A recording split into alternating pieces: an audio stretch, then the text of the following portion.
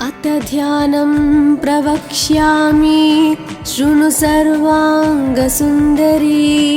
यत्कृतं देवदेवेन ध्यानं हनुमतः प्रियम्। पञ्चवक्त्रं महाभीमं त्रिपञ्चनयनैर्युतं बाहुभिर्दशभिर्युक्तं सर्वकामार्थसिद्धिदम्। पूर्वं तु वानरं वक्त्रं कोटिसूर्यसमप्रभं दंष्ट्राकरालवदनं भ्रुकुटीकुटिलेक्षणम्। अस्यैव दक्षिणं वक्त्रं नारसिंहं महाद्भुतम् अत्युग्रतेजवपुषं भीषणं भयनाशनम्।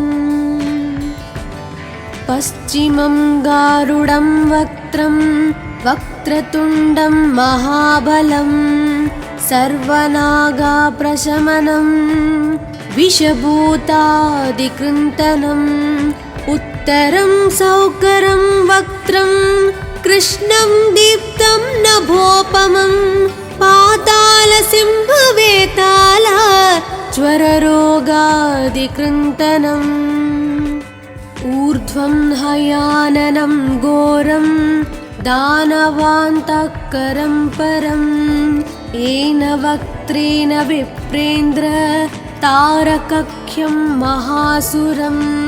जगानसरसं तत्स्यात् सर्वशास्त्रहरं परं ध्यात्वा पञ्चमुखं रुद्रं हनुमन्तं दयानिधिम्। खड्गं त्रिशूलं खट्वाङ्गं पाशाङ्कुशपर्वतं मुष्टिं कौमदकीं वृक्षं धारयन्तं कमण्डलम्। बिन्दिपालं ज्ञानमुद्रां दशाभिमुनिपुङ्गवम् एतानि युधजालानि धारयन्तं भजाम्यहम्। प्रीतासनोपविष्टं तं सर्वाभरणभूषितं दिव्यमाल्याम्बरधरं दिव्यगन्धानुलेपनम्। सर्वाश्चर्यमयं देवं हनुमद्विश्वतोमुखं पञ्चास्यम् अच्युतम् अनेक विचित्रवर्णावक्त्रं शशाङ्कशिखरं कपिराजवर्यं पीताम्बरादिमुखतैरूपशोभिताङ्गम्। पिङ्गाक्षम् आद्यम् अनिशं मनसा स्मरामि। मर्कतीशं महोत्साहं सर्वाश्रुहरं परं शत्रुसंहारमां रक्ष श्रीमन्नापडनुद्धर। ॐ हरिमरकटमरकटमन्त्रमिदं परिलिख्यति लिख्यति वामतले यदि नश्यति नश्यति शत्रुकलां यदि मुञ्चति मुञ्चति वामलता। इदं कवचं पठित्वात् महाकवच पठे नरः एकवारं जपे स्तोत्रं सर्वशत्रुनिवारणं। द्विवारं तु पठे नित्यं पुत्रपौत्रप्रवर्धनं। त्रिवारं च पठे नित्यं सर्वसमाप्तकरं शुभम्। चतुर्वारं पठे नित्यं सर्वरोगनिवारणं। पञ्चवारं पठे नित्यं सर्वलोकवशङ्करं। षड्वारं च पठे नित्यं सर्वदेवावशङ्करं। सप्तवारं पठे नित्यं सर्वसौभाग्यदायकम्। अष्टवारं पठे नित्यं मिष्टकामार्थसिद्धिदम्। नववारं पठे नित्यं राजभोगमवाप्नुयात्। दशवारं पठे नित्यं त्रैलोक्यज्ञानदर्शनं। रुद्रावृत्तिं पठे नित्यं सर्वसिद्धिर्भवेर्ध्रुवम्। कवचस्मतरणेनैव महाबलमवाप्नुयात्। सुदर्शनसंहितायां श्रीरामचन्द्रसीताप्रोक्तं श्रीपञ्चमुखहनुमत्कवचं सम्पूर्णम्।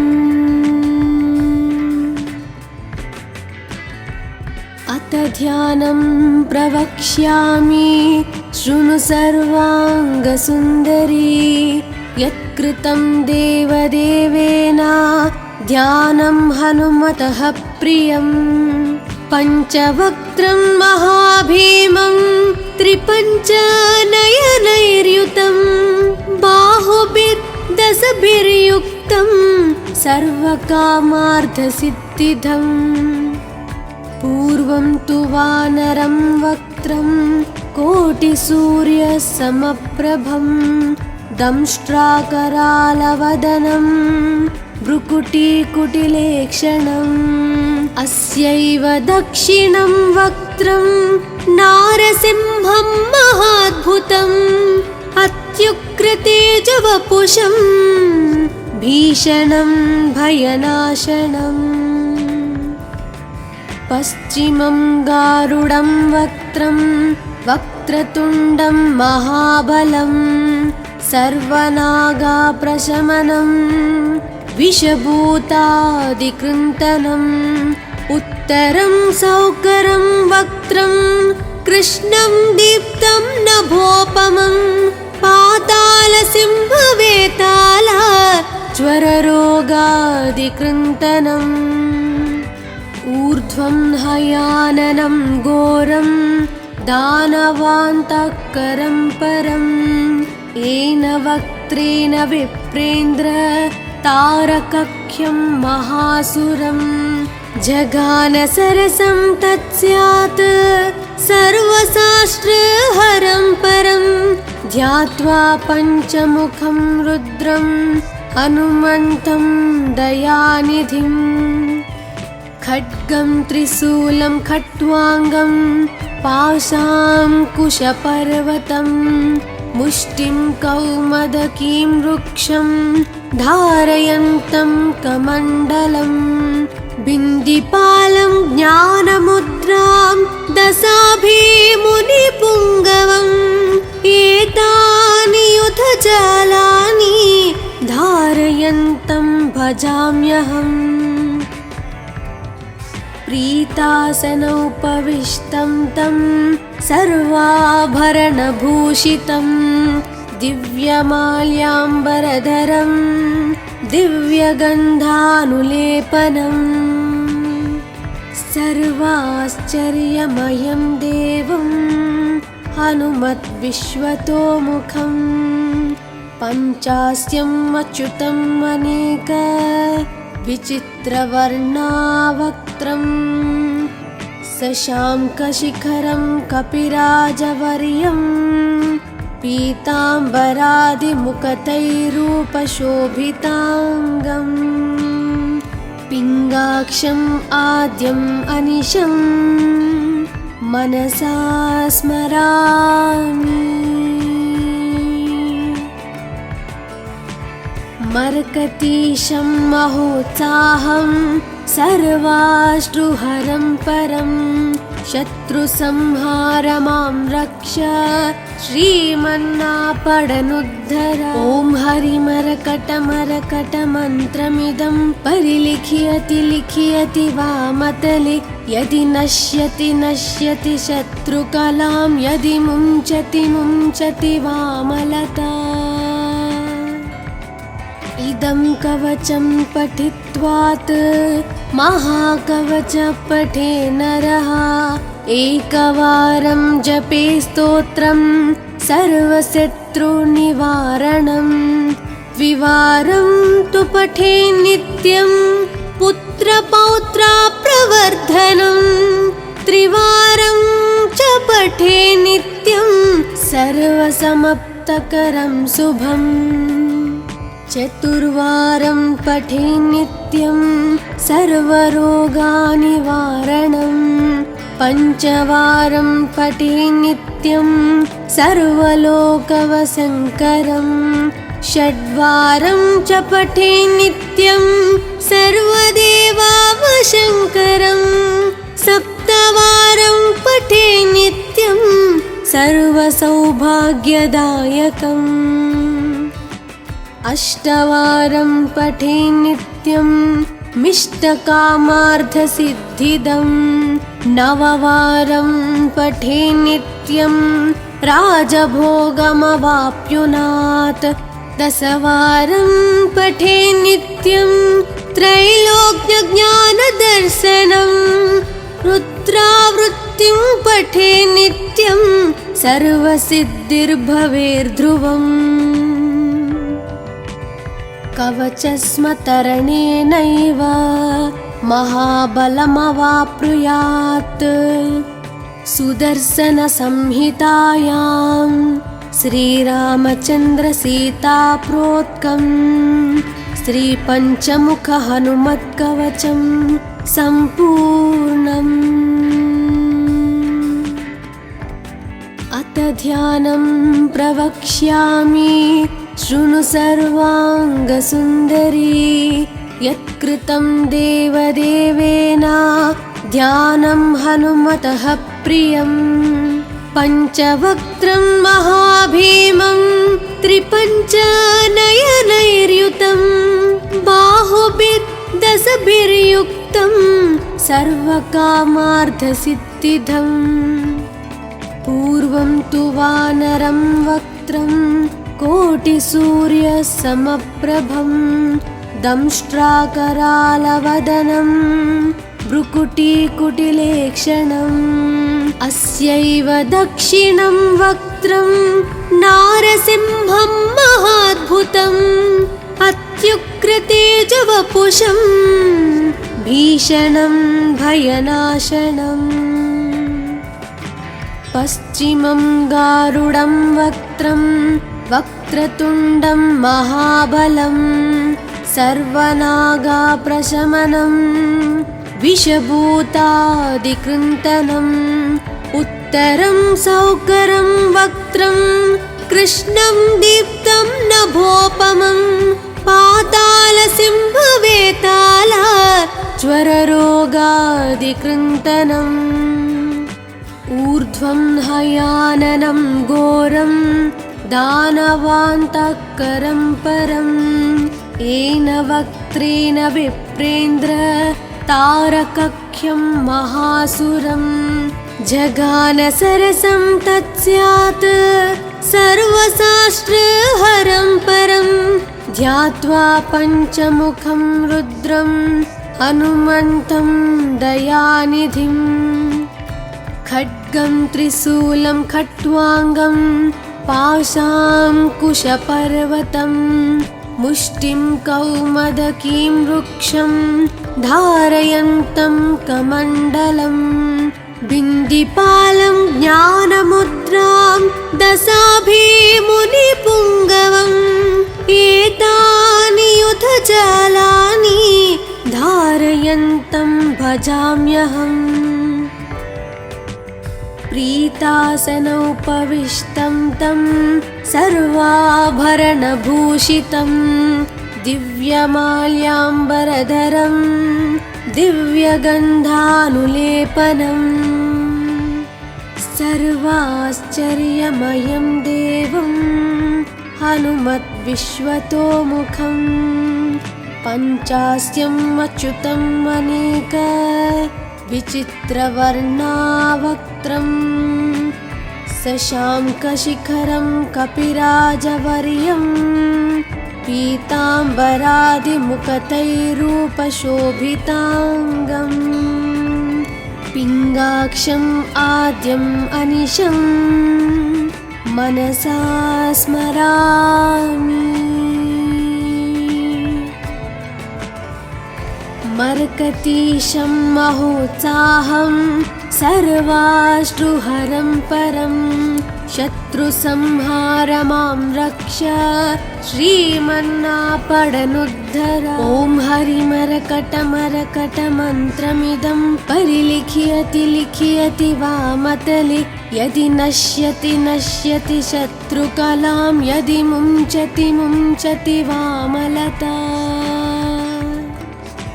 इदं कवचं पठित्वात् महाकवच पठे नरः एकवारं जपे स्तोत्रं सर्वशत्रुनिवारणं द्विवारं तु पठे नित्यं पुत्रपौत्राप्रवर्धनं त्रिवारं च पठे नित्यं सर्वसमाप्तकरं शुभम् चतुर्वारं पठे नित्यं सर्वरोगनिवारणं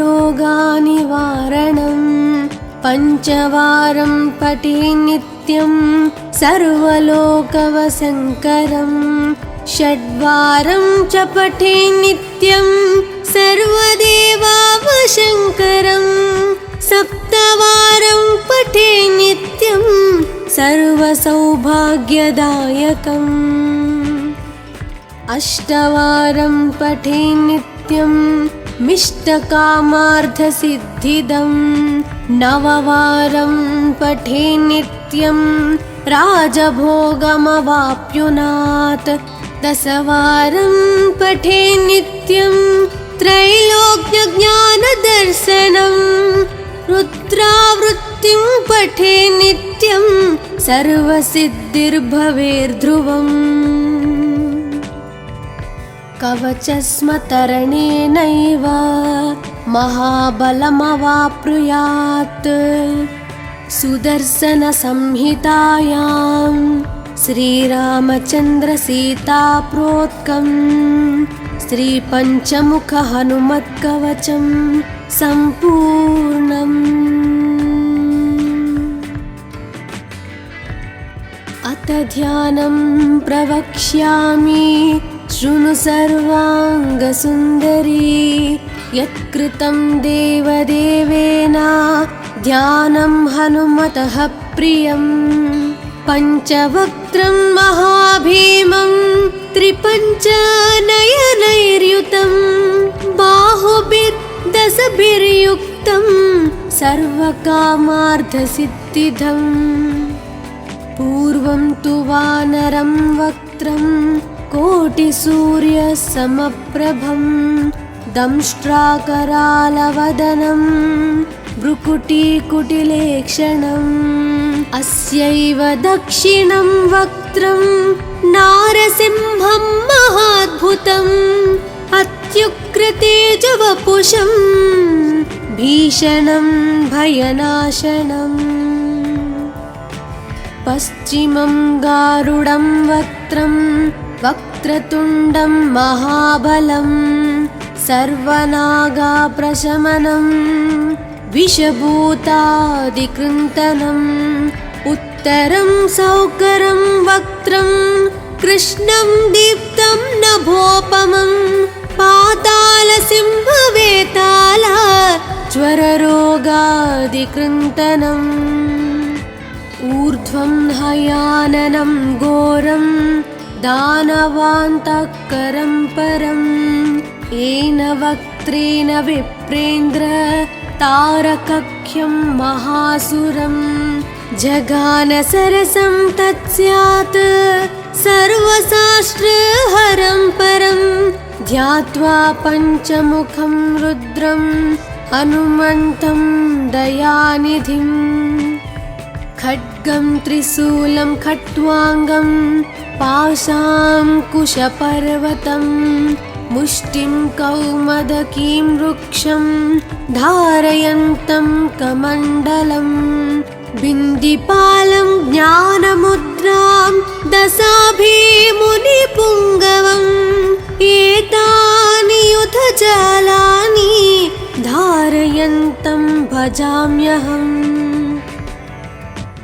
प्रीतासनोपविष्टं तं सर्वाभरणभूषितं दिव्यमाल्याम्बरधरं दिव्यगन्धानुलेपनम् सर्वाश्चर्यमयं देवं हनुमद्विश्वतोमुखम् पञ्चास्यम् अच्युतम् अनेक विचित्रवर्णावक्त्रम् शशाङ्कशिखरं कपिराजवर्यं पीताम्बरादिमुकुटैरूपशोभिताङ्गम् पिङ्गाक्षम् आद्यम् अनिशं मनसा स्मरामि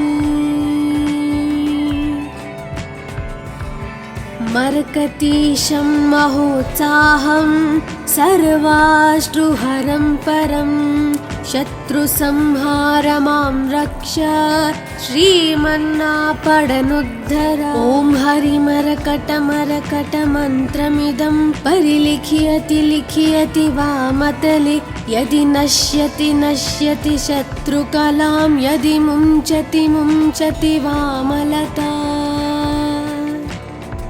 इदं कवचं पठित्वात् महाकवच पठे नरः एकवारं जपे स्तोत्रं सर्वशत्रुनिवारणं द्विवारं तु पठे नित्यं पुत्रपौत्राप्रवर्धनं त्रिवारं च पठे नित्यं सर्वसमाप्तकरं शुभम् चतुर्वारं पठे नित्यं सर्वरोगनिवारणं पञ्चवारं पठे नित्यं सर्वलोकवशङ्करं षड्वारं च पठे नित्यं सर्वदेवावशङ्करं सप्तवारं पठे नित्यं सर्वसौभाग्यदायकम् अष्टवारं पठे नित्यं मिष्टकामार्थसिद्धिदं नववारं पठे नित्यं राजभोगमवाप्नुयात् दशवारं पठे नित्यं त्रैलोक्यज्ञानदर्शनं रुद्रावृत्तिं पठे नित्यं सर्वसिद्धिर्भवेर्ध्रुवम् कवचस्मतरणेनैव महाबलमवाप्नुयात् सुदर्शनसंहितायां श्रीरामचन्द्रसीताप्रोक्तं श्रीपञ्चमुखहनुमत्कवचं सम्पूर्णम्।